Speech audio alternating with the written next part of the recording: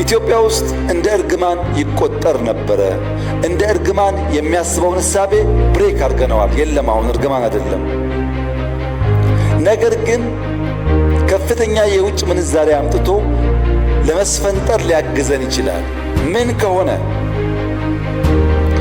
የማዕድን ሪሶርስ the resource is the property of the citizen ይባላል።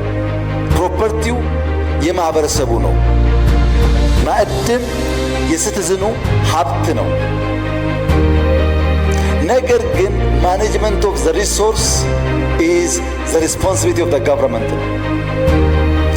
ማዕድን የዜጎች ሀብት ነው።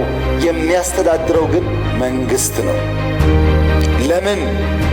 ማዕድን ዩኒቨርሳል አይደለም።